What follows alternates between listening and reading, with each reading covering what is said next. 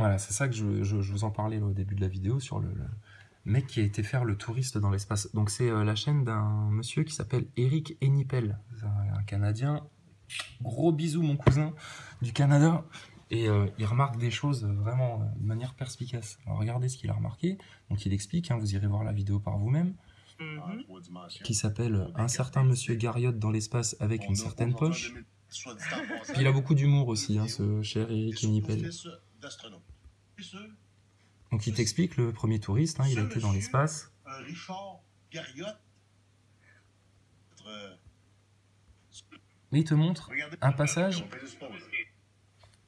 où il est dans l'espace. Donc lui, c'est un fils d'astronaute qui est devenu millionnaire en développant les premiers des jeux vidéo assez novateurs dans les années 80, 70-80. Et donc là, il nous fait de nouveau une petite pédagogie pseudo-scientifique parce qu'il a eu la chance, lui, d'aller dans l'ISS apparemment. Celui-ci. Que voici. Et là, les globes... Et on va peser ce pont. Là, il y a un marteau. Ouais. Il y a une carte. Ouais. Il y a son collier, très particulier, Qui flotte. qui flotte. Regardez, hein, son expérience. Ouais, ouais. Regardez les autres expériences qu'il a faites. Allez voir, là, les autres expériences. Mais celle-là, en particulier... Ouais, vous irez voir ça. Mais alors là, les globeux On français... va voir qu'est-ce qu'il va faire, ce monsieur Garriott. Gros gravité va flotter. Oui. OK. Là, il y a un marteau, puis une carte. Ouais. On y va. Parce que là, ce qu'il va faire, en fait, c'est qu'il lâche les deux objets, et tu vas voir la carte, elle se casse la gueule, et puis le marteau, lui, il reste en l'air. Et l'explication qui va vous être donnée, et effectivement, il a raison, notre cher ami Eric Hennipel, de faire remarquer le collier que porte ce monsieur, mais vous irez voir la vidéo par vous-même. Et il t'explique donc, ce mec-là, qu'il y a des poches de gravité, en fait. Et que ben, c'est pour ça que là, la carte, elle va tomber, mais que le marteau, il y a des poches de gravité dans la station. Bah là, les globeux, j'aimerais qu'on disserte un peu tous ensemble de ces fameuses poches de gravité et comment ça peut fonctionner, comment ça peut se produire et même théoriquement, mathématiquement, comment c'est décrit ça. Oui, ça flotte. Mais des fois, quelque chose de différent arrive. Et voilà. Le marteau Il flotte. reste là. Alors, maintenant peut-être, je ne suis pas allé vérifier, à vous de le faire, et puis comme ça vous donnera tout le loisir de m'insulter comme une merde si ça vous fait plaisir. Bah, allez voir si cette vidéo dont Eric s'inspire pour expliquer son truc là, peut-être que c'est un fake, tu vois. Peut-être que le mec là qui est soi-disant allé dans l'espace, et ben en fait il n'y est pas allé, mais je sais pas, il a fait des vidéos tout seul dans son garage, et puis il a fait quoi, je sais pas, j'en sais rien, mais apparemment il a vraiment été dans l'espace lui. Touriste spatial. Lui, il te fait ça dans l'espace, Oui, regarde ça. Mais Comme des un fois, magicien. quelque chose de différent arrive. Ah, Le marteau il flotte. Et il te le fait comme un magicien, fixant la caméra. Ces gens-là qui vous racontent des choses sur l'espace, etc., sont en train de vous manipuler d'une force que vous ne soupçonnez pas. Alors les globeux, arrêtez de nous insulter, commencez à réfléchir par vous-même et ouvrez les yeux, et commencez à essayer d'envisager la possibilité que tout ceci soit faux, avant d'insulter, de juger, etc.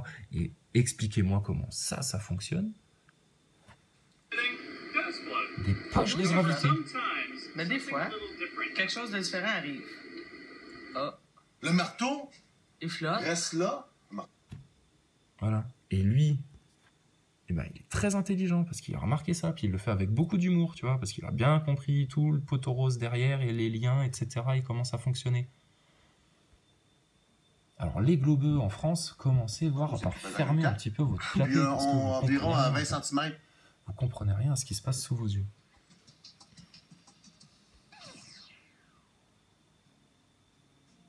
C'est officiel, le Français Thomas Pesquet, un astronaute de l'Agence spatiale européenne, partira pour une mission de longue durée à bord de l'ISS, la Station spatiale internationale, en 2016. À ce titre, il travaillera très probablement en liaison avec le CADMOS, un centre du CNES, l'Agence spatiale française située à Toulouse et qui gère certaines des expériences qui sont à bord. Alors le CNES et le CADMOS, ben, participent forcément au truc. Hein. Alors tous les mecs là qui sont payés à étudier des données sur 3 écrans de PC en même temps et machin, gna gna gna, ils font sûrement leur boulot, tu vois. Mais au-dessus, tout ça est piloté de manière à ce que tout le monde n'y voit que du feu. De la station. Le CADMOS, c'est quoi? Le CADMOS, c'est un maillon essentiel. En fait, d'un côté, Tu on a m'étonnes. l'ISS. L'ISS, c'est le laboratoire de classe mondiale dans plein de domaines, notamment la physiologie. Et d'un autre côté, on a les scientifiques. L'ISS, plein de contraintes très compliquées. Les scientifiques, plein d'idées. Entre les deux, on a le CADMOS qui va... Voilà, c'est bien ce qui t'explique. Tu as des scientifiques dans différentes universités, à droite à gauche, en France, etc., peu importe, qui envoient des expériences à soumettre en environnement d'impesanteur sur l'ISS, et le CADMOS, eh ben, c'est l'organisme qui vient filtrer tout ça. Voilà. Et qui fait le lien entre l'ISS qui est complètement fausse, et le chef, le big boss du CADMOS est parfaitement au courant, et puis les scientifiques français qui se posent des questions, qui voudraient faire des expériences, etc. Expliquer aux scientifiques, les aider à designer, à monter leur expérience dans l'ISS. Ensuite, va faire les opérations. Donc c'est allô le CADMOS, on a un problème avec notre expérience scientifique. Ça, c'est les astronautes qui appellent la Terre. Et ensuite, après l'expérience scientifique, va dépouiller les résultats et va participer à tout ça. Ça fait 20 ans que ça dure avec les premières missions franco-russes. Et j'espère que ça va durer encore au moins 20 ans parce que moi, j'aimerais bien leur parler depuis l'espace. Interviewé à l'espace devant une maquette taille réelle du rover martien Curiosity, Thomas Pesquet nous... Alors attendez, parce que ça me fait penser à un autre truc. Donc là, oui, juste pour finir, voilà, c'est une petite parenthèse sur le CADMOS. On me dit, oui, mais le CADMOS, il y a des centaines d'expériences scientifiques grâce à l'ISS, etc. Mais non, mon cul. T'as le CADMOS qui filtre, et puis les scientifiques, ils prennent les données qu'on veut bien leur envoyer, et ils ferment leur gueule. Et si leur expérience, ça craint, hein, pour l'ISS, ben non, t'inquiète pas, ça dégage. Donc tout ça est bien ficelé. Essayez de comprendre comment une telle supercherie peut fonctionner aussi, avant d'en juger. Parce que nous, on l'a bien compris, ça. Qui peut tirer des ficelles, qui n'a pas besoin d'être dans le coup et se fait juste bien enculer tout en travaillant pour le CADMOS ou pour... C'est ça que vous avez du mal à comprendre. Et ce que je voulais vous montrer, il faut que je retrouve dans ma petite sélection Fake Space, là. C'était la vidéo, je crois, d'un astronogeek ou d'un mec comme ça, qui nous montrait l'ISS, visite de l'ISS, mais alors elle était rangée. Mais là, tu visitais en fait les studios en fin de journée. Attends.